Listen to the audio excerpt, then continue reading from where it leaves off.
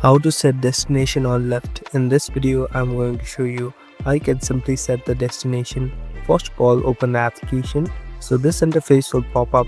Now on the top at the search bar, simply tap on it.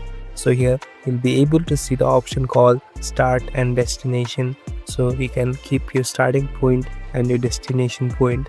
So simply tap on destination. So here you can search for any destination that you want to go for. So here I'm tapping on one.